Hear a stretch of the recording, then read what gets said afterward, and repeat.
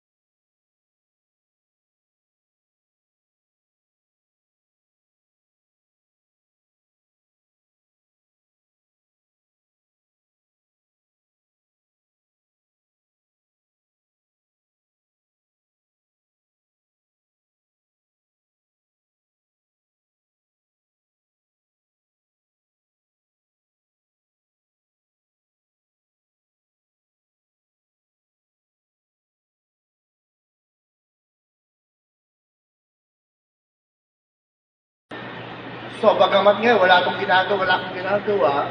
So, ito, pag-usapan naman natin yung tungkol sa about politics. Diba?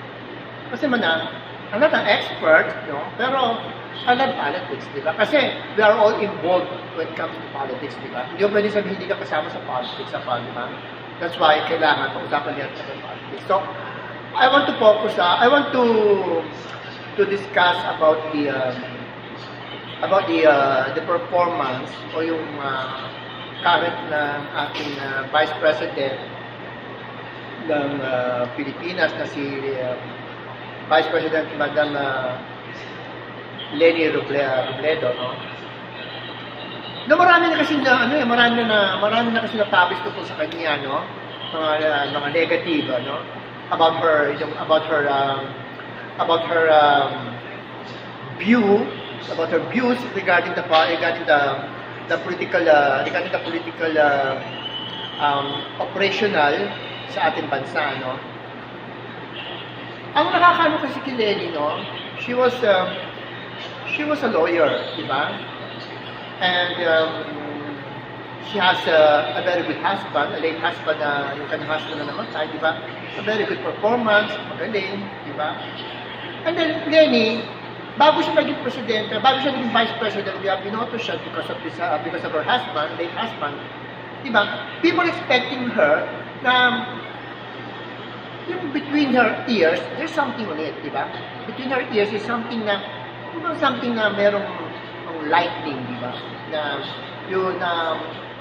may mapupulot yung mga taong bayan. Ito na, di naging vice president na nga siya. Bakit may mga lumabas yung kanyang mga most of sa kanyang mga interview, pati yung kanyang mga speech sa mga gathering, yung kanyang mga sagot ba is masyadong below the ba? Hindi gano'n na-expect, di ba natin, di ba? Sabihin na natin, di ba? Especially, she's considered a politician kasi pumasok siya sa politics, di ba? So she's already a politician. And there's she's a lawyer. But then again, yung mga sagot niya is wala sa hulog, di ba? Wala sa hulog. Yung mga terminology yung ginagamit niya is parang out of this world. Parang maririnig mo lang siya sa mga ordinaryong tao, sa ordinaryong usapan sa palengke, sa mga jeep, sa kanto. Ganun ba? Kasi pagka ganyang vice president ka, at least, di ba, it is now you're smart. Kailangan you talk like a politician talaga na there's something na konektado doon sa mga sa issue, di ba? No. Hindi ganoon eh. Kasi lawyer siya, hindi mo siya makikitaan ng ganoon. At saka talagang wala sa mga mga sagot niya. Na ako, yung parang nadidismuya ako, nag-disappoint ako. I was very disappointed talaga sa niya. Yung first niya, tapos yung expression pa ng mga, parang nagugulantang siya. Kasi yan ang hirap pagkaisa ka, if you are a novice in a political world, Di ba? It's very difficult to deal with it. Di ba? Kasi mahirap yun eh. Pag isa kang baguhan, di ba? Di ba? Di ba? If you're a novice in the political arena, di ba? Hindi pwedeng bahala na, di ba? Kailangan you should try to learn everything, di ba? How to speak, di ba? How to choose a right terminologies, depend on the issue, di ba? Ganun dapat. Look, Isko Moreno, di ba? Na-train siya. But, kung tutusin, ang pinag-aralan niya, is hindi naman ganun kataas, di ba? But, he tried his best, di ba? He tried his best para maintindihan niya yung kanyang pinasok, di ba? But look, naintindihan niya lahat, di ba? Kung paano siya magsalita, di ba? Kahit tataglis niya, tagalogin mo, ganun pa rin, sabi may laman. Compare mo kay Lenny, di ba? Yung educational level at saka yung upbringing ng family kasi Isko Moreno was a poor guy. He came from a poor family, di ba? At siya talaga nag-struggle siya. Di ba? Bago niya narating ang politics, di ba? At inaamin niya na gano'n siya kahit hindi siya magaling sa mga at least inaamin niya, di ba?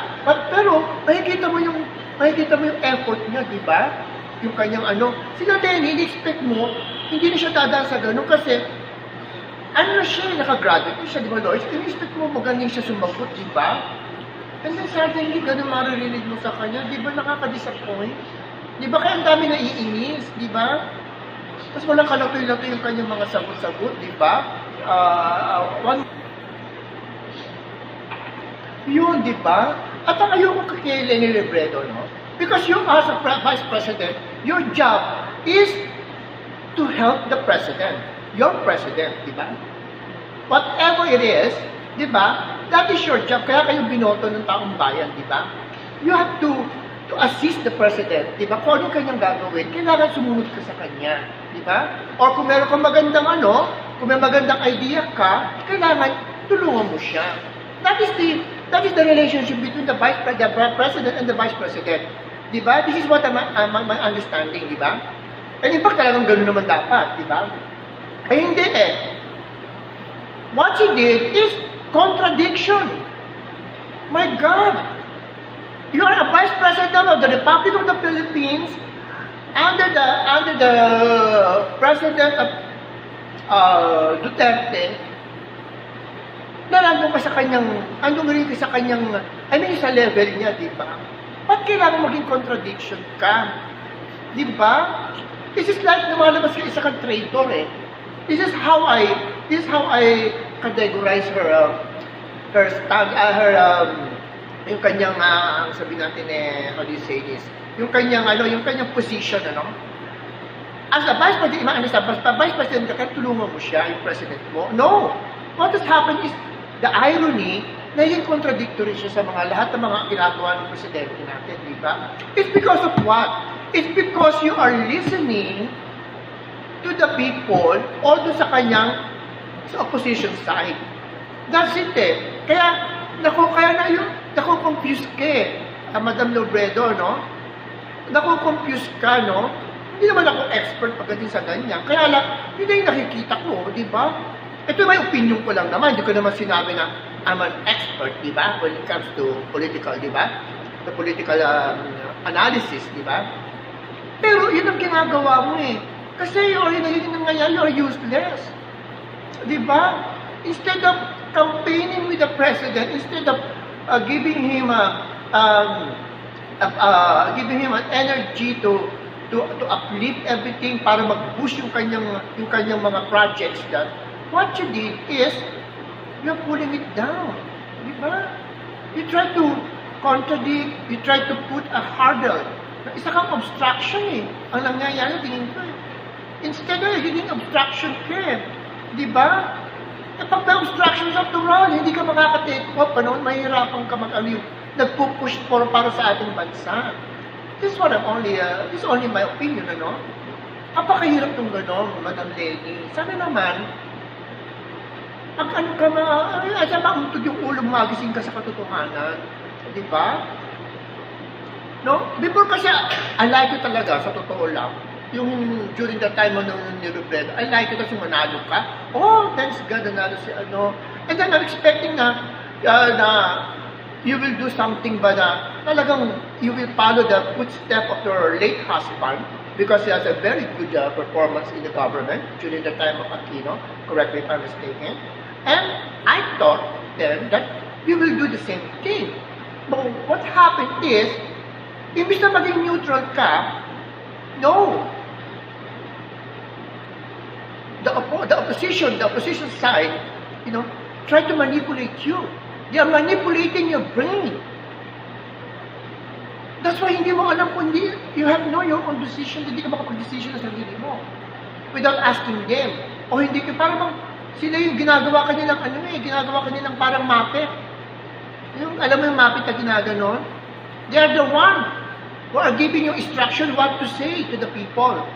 And this is not good for you kasi nagiging useless ka. Yung brain mo nagiging useless, hindi mo siya magamit. Kasi isang side ka lang. Ngayon kung nag-neutral ka sa ganyan, I think it's more better kasi napag-aaralan mo, nababalanse mo siya. Di ba? Ganun yun. Opinion ko lang yun, ha? Yun yung para sa akin. You have first, give your 70% service sa presidente mo and 30% doon sa dating kaalyado mo na natalo. Kung talagang sincere ka, di ba? Kung talagang gusto mo magkaroon ng ano. Kasi in politics, you don't know who is your enemy. Let me tell you that. And that is the truth about our political arena. You don't know who is your enemy. Ito, this is the problem because you are a novice, hindi ka muna umakyat ka kagad sa susulam nila, umakyat ka na kagad sa Vice President, which is you don't know pala kung ano yung Vice President, kung ano yung akitin mo. Bakit kasi hindi nyo muna simulan kayong mga aspiring political aspire para tumaas ang position sa gobyerno. Dapat, ano muna kayo? Di ba? Dumaan muna kayo sa mabababa. Di ba mas maganda yung gano'n? Kasi you learn little by little, di ba? Mas maganda yung gano'n. Hindi yung, andito ka pa lang nasa step 1 ka pa lang, and then naging popular ka or something, and then nag-jump ka kaagad sa number 10. And then pagdating doon, anong gagawin sa'yo? And you doesn't even know na ang gagawin sa'yo lang sa'yo, nag-uplift sa'yo doon, tsaka yung iba doon meron doon na kaya ka ginamit because of your popularity. And you know ako anong gagawin sa'yo, they will use you. Diba? It's because sa katangahan mo, because you're ignorant about politics, certainly. O diba? Yun ang mabigat pagka doon sa hindi nakakaalam. Okay? Ito naman based lang naman sa akin sa experience ko na nakikita ko noon sa mga celebrity, sabihin na natin, celebrity at yung mga naging popular noon, na umakyat sila sa mga matataas na posisyon na hindi pinag-aralan. Na hindi nila alam na ginagamit ng isa. Okay, magbabanggit ako na isa kung sino. Una-una, si Joseph Estrada. Look, siya na yata nakita ko sa buong history ng presidente sa buong planeta na, planeta na. Pinaka-moron, poor, ano ba? Anong tawag ko dyan? Brainless. Nothing! Naging presidente is because of what? Kasi ginamit siya, kasi popular siya. Ang hindi alam ng tanga, hindi niya alam gagamitin lang siya. So ayun, pirma ng pirma ang tanga, hindi niya alam. Yung pinipirma ng lahat, mula sa mga, kasi di ba niya natinip? Basta-basta lang sa di ba? Pirma lang ng pirma, tungaw, o ngayon, ayun. Hanggang sa na-planted na siya, di ba? Buti nga alam ko, 33 months lang siya kung hindi pa pinaaris ng Amerikano, hindi ka kinuha. Di ba? Mababankrupt ang Pilipinas, di ba? Kung tinapos niya na mababankrupt ang Pilipinas. Kaya siya chinugi ka agad. Di ba? Kasi ang sabi ng mga investor, oh my God, mawawala ang natin. Hindi tayo kikita, malulugi tayo. Kasi hindi marunong yung presidente. Yan ang hirap sa inyo, di ba? Dahil because of you have a stone face, okay, nakatawa ka lang. Yun ang mabigat niya sa mga celebrity minsan, stone face. Kahit hindi alam wala namang pala sa back of their head, empty naman pala. Kasi pag pumasok ka sa mga ganyang posisyon, siguraduhin mo, alam mo. Di ba? Siguradong palaban ka. Meron ka sariling decision like President Duterte. He has own decision. Kung meron man sa kanya nag-a-advise sa kanya, I'm sure he's trying na kung tama ba yung advice at meron pa siya na mas magbibigay sa kanya magbibigay sa kanya ng advice kung tama nga o hindi. No? Di ba nga decision ganun pa? Kaya para sa akin, ayoko ng babaeng leader kasi malambot ang babae. Look what happened to Gloria Romero. Ito si Gloria Arroyo. Di ba? Di ba? Peryo, di ba? Napagalaw lang siya, di ba? Sino nagpapagalaw sa kanya?